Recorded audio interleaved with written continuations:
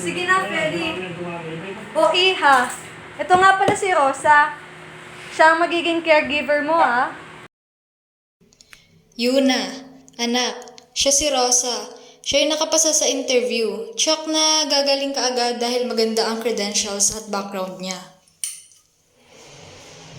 Hi, Yuna. Ako nga pala si Rosa. Yuna? Trina. Feli, wag mag-alala. Ako nang bahala dito. Sabi ko nga, di ba, hindi ko naman kailangan ng caregiver. Kaya ko na to. Yuna. Ma? Rosa, ikaw nang bahala sa kanya. Basta nasabi ko na yung maggamot niya, ha? Opo, ma'am. Medyo taasan mo na lang ang pasensya mo, Ate Rosa, ha? Hindi naman siya ganyan dati. Nagbago lang at simula ng aksidente yung nangyari sa kanya. Kaya nga, namimiss ko na yung dating bunso namin, yung masiyahin. Huwag kayong mag-alala. Makukuha ko din ang loob ni Yuna. Thank you, Ate Rosa. Salamat, Ate Rosa.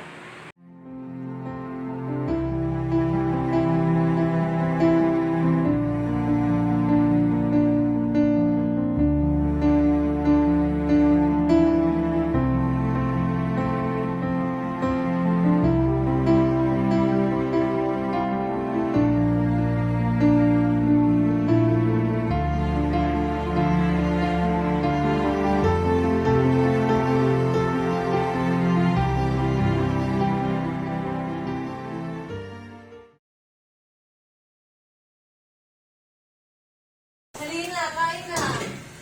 Ate, Oh, mga anak, kamusta na kayo?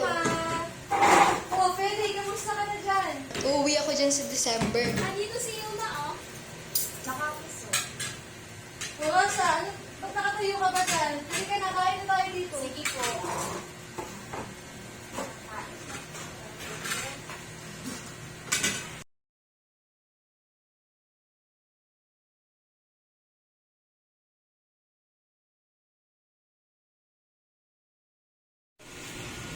Yuna, eto na yung gamot mo.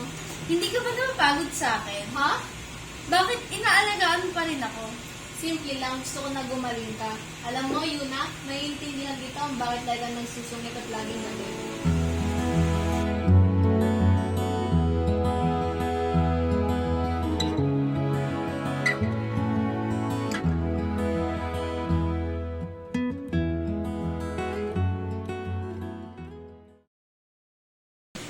Ate Ron, saan ka sa Pasko? Saan nga ba? Ako na-excite ako kasi uuwi na si Mama sa Pasko. Oo nga, narinig ko kay Ate Cora.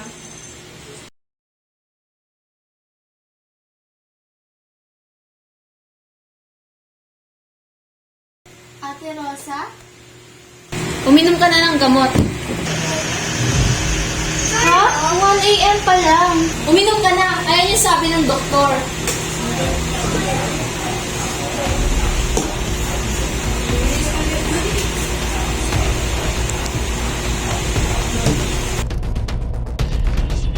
Ate Rosa, hindi ako Pwes, ipapaintindi ko sa'yo. Mamamatay ka na.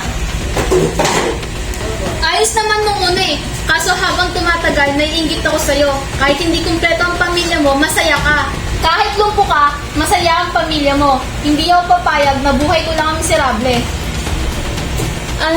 Ate Rosa, anong ginawa mo sa kanila?